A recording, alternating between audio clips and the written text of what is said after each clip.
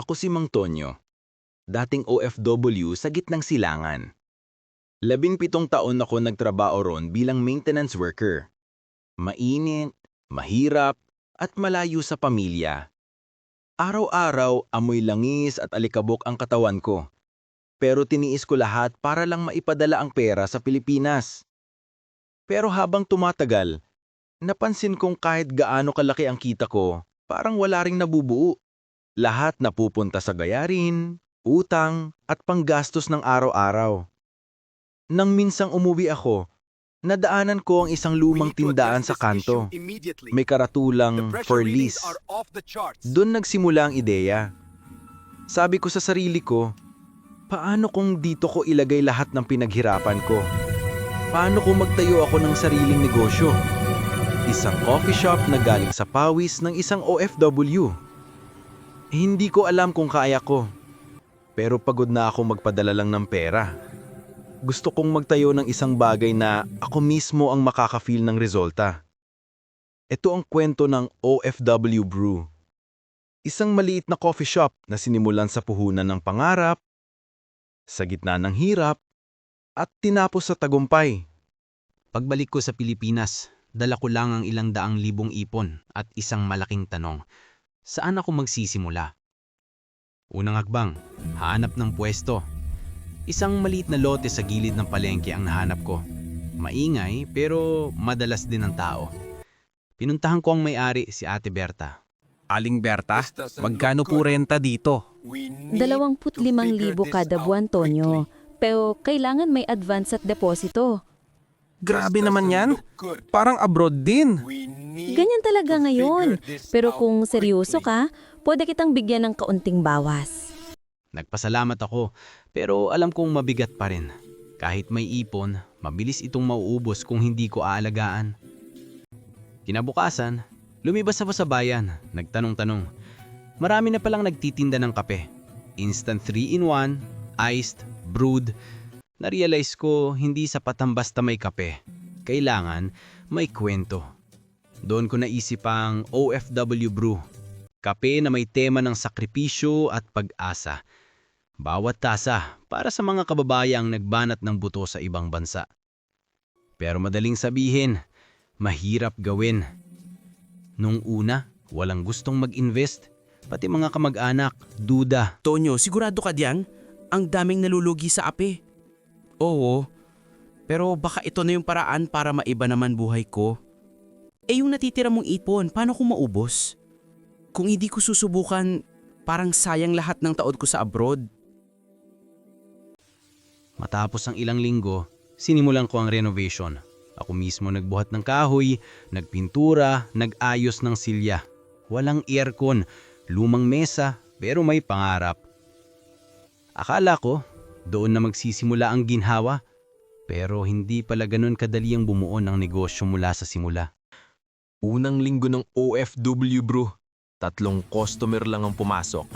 Isa pa dun, kapitbahay ko pa. Tuwing gabi, tinitignan ko ang kaha. Lugi. Hindi ko alam kung iiyak o tatawa. Isang gabi, kinausap ako ng asawa kong si Liza habang naglilinis ako ng counter. Tonyo, baka pwede mo munang ipahinga tong negosyo. Hindi pa siguro oras. Ayoko, Lisa. Hindi ko pwedeng sumuko agad. Pero, ubus ng halos ipon natin. Paano na kung tuloy-tuloy to? Kaya nga ako nagbabalik dito para magkaroon ng direksyon. Kung hihinto ako ngayon, parang wala ring silbi lahat ng sakripisyo ko sa abroad. Tahimik siya. Alam kong nag-aalala lang siya, pero ramdam ko rin ang bigat na sitwasyon. Dumating ang buwan na halos wala na akong pambayad ng renta. Yung mga dating kaibigan kong OFW, puro padala pa rin. Ako, nagtitimpla ng kape, pero walang bumibili. Gabi-gabi, pinapanood ko ang signage ng OFW Brew. Minsan gusto ko nang tanggalin, parang tinatawanan ako ng sarili kong pangarap. Isang araw, umupo ako sa harap ng shop. Dumaan ng isang lalaking construction worker. Nilapitan ko siya. Pare, gusto mo bang tikman yung kape ko? Libre. Libre. Sigurado ka? Oo.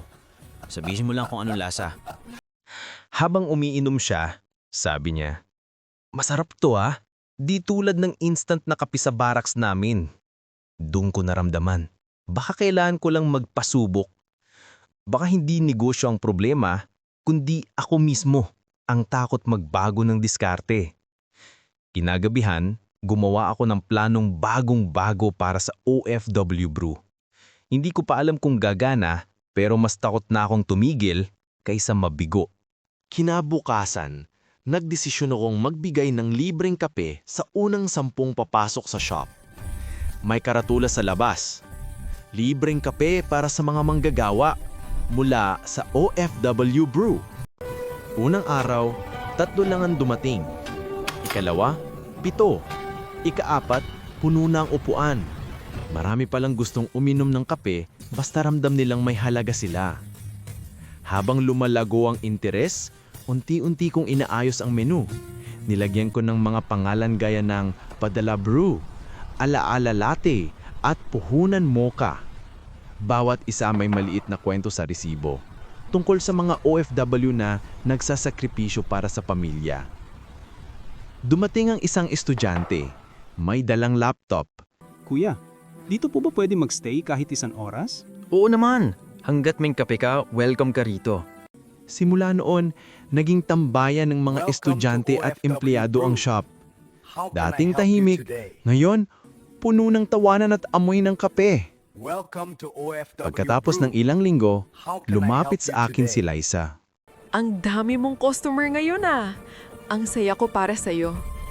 Hindi lang para sa akin, Liza. Para sa atin. Para sa lahat ng OFW na gusto nang umuwi, pero takot magsimula. Lumipas ang ilang buwan, natutunan ko kung paano makipag-network, mag-promote sa Facebook page at makipag-partner sa local suppliers. Pero higit sa lahat, natutunan kong hindi sapat ang puhunan kung wala kang paninindigan. Isang araw, dumating ang isang lalaking nakabarong. May bitbit na folder. Magandang araw. Kayo po ba si Antonio? May-ari ng OFW Brew? Ako po. Gusto po naming gawing feature sa local news yung kwento ninyo. Inspirasyon daw kayo ng mga balikbayan. Halos hindi ako makapaniwala. Yung dating maliit na pwesto sa gilid ng palengke, ngayon, nasa telebisyon na. Kinagabihan, tinignan ko ulit ang signage ng shop. Dati parang paalala ng kabiguan. Ngayon, simbolo na siya ng pagbangon. Isang matandang customer lumapit sa akin habang naglilinis ako. Tonyo, alam mo bang may anak akong OFW sa Dubai? Tuwing umuwi siya, lagi naming binibisita tong shop mo. Sabi niya, dito daw niya nararamdaman yung pinaghirapan niya. Salamat po. Yan po talaga ang dahilan kung bakit ko ito sinimulan. Hindi naging madali pero unti-unti kong napatunayan na may saysay ang hirap kung nauuwi sa kabutihan. Pagkaraan ng 1 taon, nakapagbukas ako ng ikalawang branch. Pinangalanan ko itong OFW Brew, Balikbayan Blend. Doon ko nakilala ang iba pang dating OFW na gusto rin magnegosyo. Madalas kong sabihin sa kanila, hindi mo kailangan maging mayaman para magsimula. Kailangan mo lang ng lakas ng loob at tamang dahilan.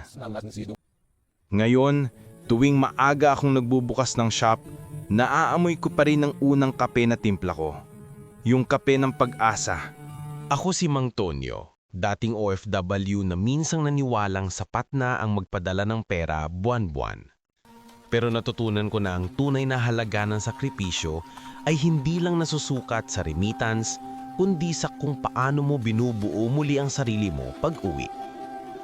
Maraming beses ako nadapa, nagduda at halos sumuko.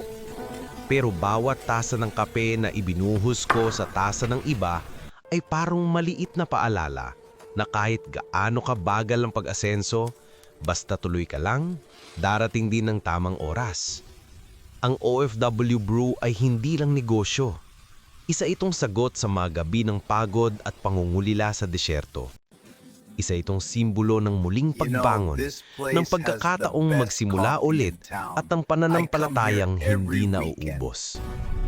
Kung tatanungin mo ako kung sulit ba lahat ng paghihirap? Oo, sulit. Hindi dahil yumaman ako, kundi dahil natagpuan ko ulit ang sarili kong halaga sa sariling bayan. At kung may isang bagay akong gustong ipamana sa mga kagaya kong OFW, ito yun. Ang tagumpay, hindi laging nasa ibang bansa. Minsan, nasa maliit na tasa ng kape lang, basta't puso mo ang nagtimpla. Kung may pangarap ka ang iniingatan, huwag kang matakot magsimula. Kahit maliit, kahit mahirap, kahit walang kasiguruhan. Kasi minsan, yung unang hakbang na pinaka nakakatakot, iyon din pala ang magbabago ng buhay mo. Kung pagod ka na sa paulit-ulit na trabaho, baka oras na para gumawa ng bago. Hindi mo kailangang maging eksperto. Kailangan mo lang maniwala sa dahilan kung bakit mo ginagawa ito. Gamitin mo ang natutunan mo sa hirap, sa pag-alis, sa sakripisyo, gawing puhunan sa panibagong simula. Baka tulad ko, mahanap mo rin ang tagumpay sa pinakasimpleng bagay, isang tasa ng kape at isang pangarap na hindi mo binitiwan.